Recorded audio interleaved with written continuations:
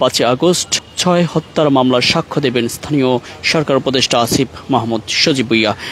কিছুক্ষণের মধ্যেই সেটি শুরু হয়ে যাবে।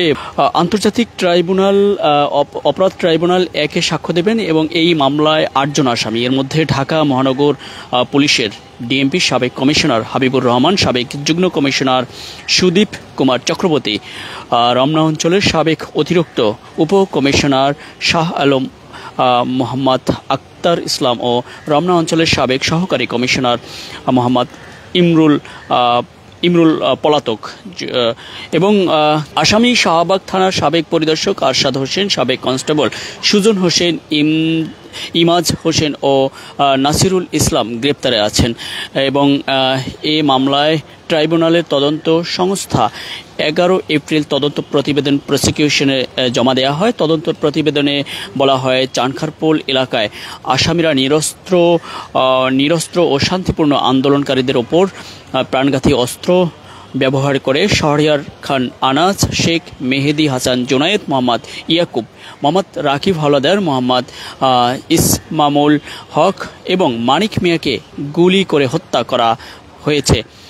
এবং এই মুহূর্তে যদি আপনারা দেখছেন যে গুড়ি গুড়ি বৃষ্টি হচ্ছে, এই বৃষ্টির আমরা যদিও আসিফ মাহমুদ গতকাল একটি ফেসবুক পোস্টের মাধ্যমে, নিজের ভেরিফাইড ফেসবুক পোস্টের মাধ্যমে তিনি জানিয়েছেন যে আজকে সাক্ষ্য দিতে আসবেন। তবে আমরা ওয়েদার সম্পর্কে যদি একটু বলি, যে সকাল থেকেই বৃষ্টি হচ্ছে এবং আদালত প্রাঙ্গণে আমরা লক্ষ্য করেছি যে আইনশৃঙ্খলা বাহিনী এবং গণমাধ্যম কর্মীরাও এসছে। সেই সাক্ষ্য দেওয়ার পরে নিশ্চয়ই আসিফ মাহমুদ কথা বলবেন।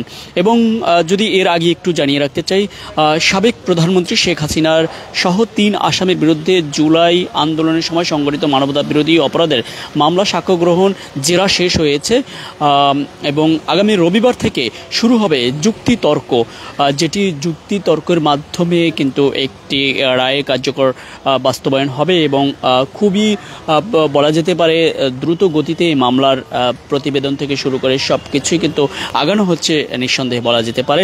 যেহেতু সামনে ফেব্রুয়ারিতে নির্বাচন, জাতীয় নির্বাচন শুরু হওয়ার কথা রয়েছে, তার আগেই সবার দাবি কিন্তু রয়েছে যে মামলাটি একেবারে রায় পর্যায়ে নিয়ে এবং সাজা দেয়া যায় সেরকম পরিবেশটি তৈরি করার জন্য সবারই কিন্তু দাবি রয়েছে।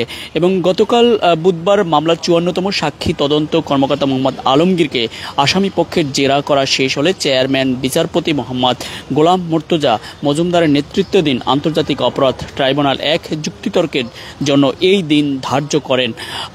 ট্রাইব্যুনালের 2 সদস্য হলেন বিচারপতি মোহাম্মদ শফিউল আলম মাহমুদ ও বিচারক মোহাম্মদ মহিতুল হক এনাম চৌধুরী। এই মামলাটি হচ্ছে 28 কার্যদিবস এবং এই মামলায় 54 সাক্ষীর সাক্ষ্য গ্রহণ ও জেরা শেষ হয়েছে।